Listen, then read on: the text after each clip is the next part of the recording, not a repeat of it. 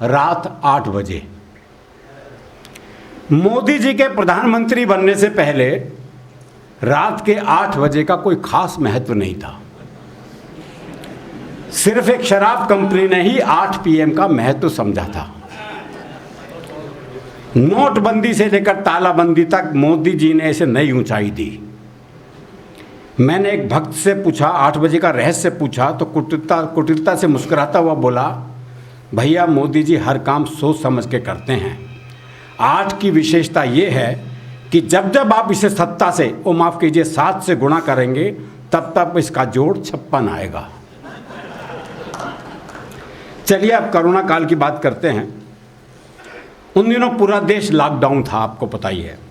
सब अपने अपने घर में कोरोना का रोना रो रहे थे। चलिए सिलसिलेवार हम भी कोरोना का रोना रोते हैं। एक दिन हमारे प्रधानमंत्री अपनी आदत के अनुसार रात को 8 बजे देश को संबोधित करते हैं। अपने संबोधन में वो 22 मार्च को जनता कर्फ्यू की अपील करते हैं। अब याद कीजिए सब वो पुराना टाइम। और शाम 5 बजे 5 मिनट तक ताली और थाली बजाने का अनुरोध करते हैं। 22 मार्च को पूरा देश उनकी इस अपील का पालन करता है। चारों तरफ डर का सन्नाटा पसर जाता है। वो 22 मार्च मैंने जीवन में पहली बार कर्फ्यू देखा था जी। तो 22 मार्च को मैं बालकनी में आकर देखता हूँ कि बाकी सब तो सन्नाटा तो था ही, पर गली के कुत्ते बड़े अजीब निगाहों से चारों तरफ देख रहे थे, क्योंकि सूंघने की शक्ति कवियों में भी होती है। तो मैंने कुत्ते की मनस्थिति सूंघी। अब 3 मनोदिशाएं हैं। सुबह 10 बजे इतना सन्नाटा। वो कुत्ता सोच रहा था, लगता है सभी मनुष्यों को कुत्ता नगर निगम वाले पकड़ के ले गए। अच्छा, शाम को 5 बजे ताली थाली का मामला था जी। तो अचानक 5 बजे ताली थाली शंख एकदम शोर शराबा हुआ, तो कुत्ता हड़बड़ा गया। तो मैंने उसकी मनस्थिति फिर सूंघी। वो सोच रहा था, बहुत जल्दी छोड़ दिया इन सबको।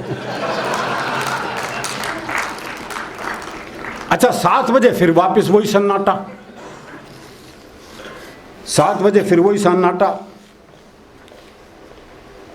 तो वो मैंने उस कुत्ते की मनस्थिति फिर सूंघी। वो सोच रहा था, और मचाओ शोर, फिर ले गए ना पकड़ के। उसके बाद मोदी जी फिर 8 बजे आते हैं और 21 दिन का संपूर्ण लॉकडाउन करके चले जाते हैं। अब लोगों की असली परीक्षा का समय शुरू होता है। भारतीय आदमी सिर्फ काम के समय ही खाली बैठ सकता है। खाली समय में तो उसके पास 50 तरह के काम रहते हैं। तरह तरह के टिकटॉक और चुटकुले जन्म लेने लगते हैं। कोरोना को लेकर नए नए ज्ञान परक और अश्लील गीत रचे जाने लगे। नई नई गालियां जन्म लेने लगी। कुछ लोग सिगरेट का धुआं नहीं उड़ा पा रहे थे तो वो अफवाह उड़ाने में लग जाते हैं। कुछ रचनात्मक लोग बीमारी को भी हिंदू मुसलमान रंग देने में लग गए। इनसे तंग आकर एक ने तो कह भी दिया, कवि फेसबुक पर लाइव आकर स्वस्थ लोगों को बीमार करने में लग गए।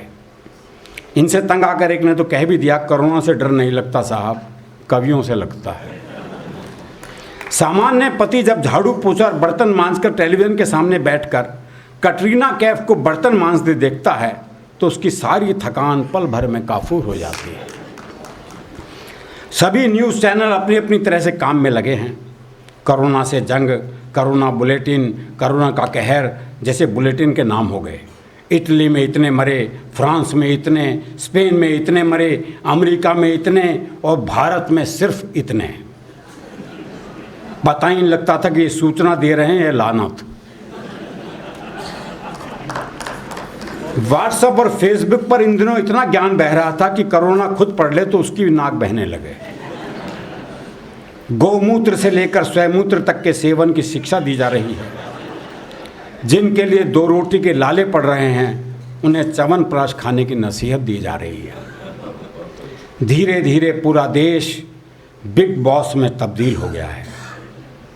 मोदी जी सलमान खान हो गए हैं और नए नए टास्क देकर देश की जनता को देख रहे हैं। डॉक्टर, नर्स और पुलिस का काम दुगना हो गया है, क्योंकि जिन्हें बचाना है उनसे बचना भी तो है। एक पढ़ दिया जी, दूसरा ही पढ़ूं।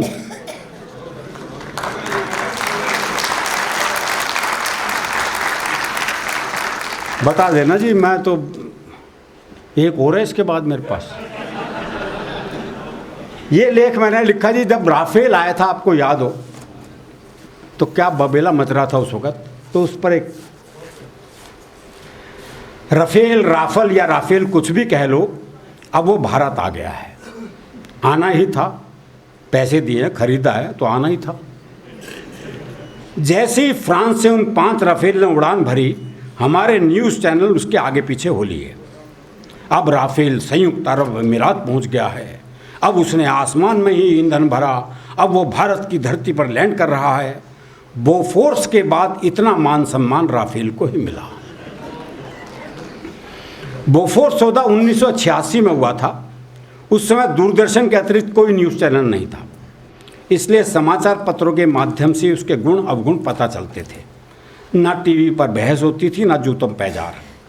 फिर भी उस बोफोर्स ने सरकार पलट दी थी, क्योंकि लेखकों, रिपोर्टरों ने अपनी लेखनी से ऐसा माहौल बना दिया था। प्रसिद्ध व्यंग लेखक शरद जोशी जी का व्यंग लेख श्रोताओं पर जादुई असर छोड़ता था। शरद जोशी जी कहते थे उन दिनों, बोफोर्स शब्द अनेकार्थी है।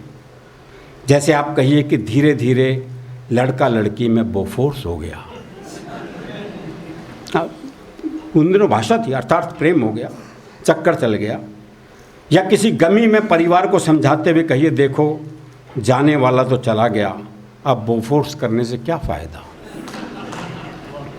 बोर होने पर कहिए, यार हम तो बैठे बैठे बोफोर्स हो गए। पत्नी पूछे कि आज सब्जी कैसी बनी है, तो कहिए बोफोर्स, वो खुश हो जाएगी। मेरे पिताजी ने भी, जैमिनी हरियाणवी जी ने भी बोफोर्स शब्द को नए नए अर्थ दिए।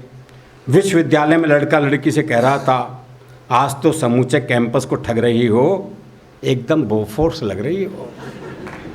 एक ग्रामीण महिला अपनी भैंस को डरा रही थी, बुलाऊं बोफोर्स को, जिसके डर से मैं वोट दे सकती हूँ तो दूध नहीं दे सकती। एक किस्सा ही वो सुनाते थे, 2 ग्रामीण महिलाएं आपस में बात कर रही थी। बोले तू किसने वोट देगी?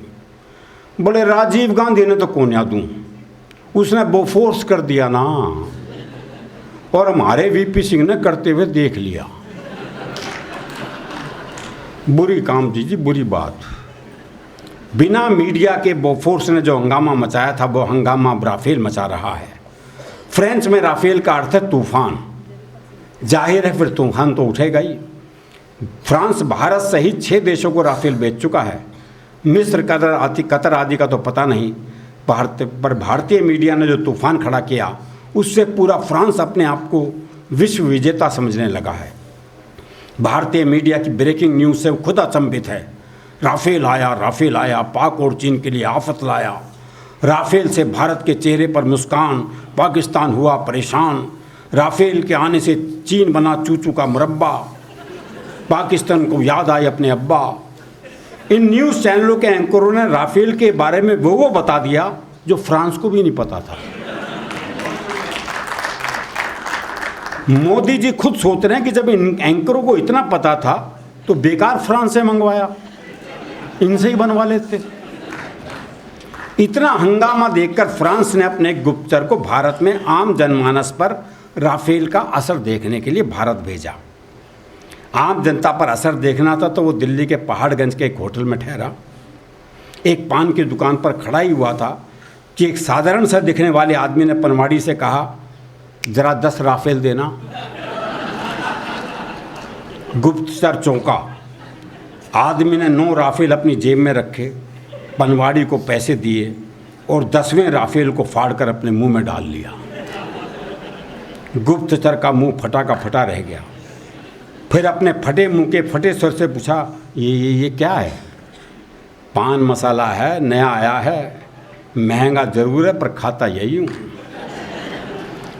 पास खड़ा एक अति सामान्य व्यक्ति बोल उठा, अबे रहने दे, यही खाता हूँ। मालिक ने मंगाया होगा, 9 की कीमत पर 10 मिल गए तो एक साले ने खुद चबा लिया। यही खाता हूँ। अबे खुद को अंबानी और हमको राफेल समझ रखा है क्या? वह दिन दूर नहीं जब राफेल अनेकार्थी होने में बोफोर्स का स्थान ले लेगा। ऐसे संवाद सामान्य हो जाएंगे अबे जा तेरे जैसे बहुत राफेल देखे हैं, शाम आए तो कह देना राफेल आया था। एक राफेल की कीमत तुम क्या जानो रमेश बाबू, जानी बंदे को राफेल कहते हैं। मैं राफेल नाम तो सुना होगा। धीरे धीरे उस गुप्तचर ने देखा कि टोपी, बनियान, अंडरवियर से लेकर राफेल हवाई चप्पल तक आ गई। अब वो सोच रहा है कि अपना कौन सा मुंह फ्रांस को दिखाऊं और किस मुंह से बताऊं। खैर वो अपना सा मुंह लेकर फ्रांस पहुंचा तो अधिकारियों ने पूछा कैसा रहा। वो सिर्फ यही कह पाया, बहुत सही समय पर आपने राफेल बेच दिए, वरना कुछ समय बाद हमें उनसे खरीदने पड़ते। बहुत बहुत शुक्रिया।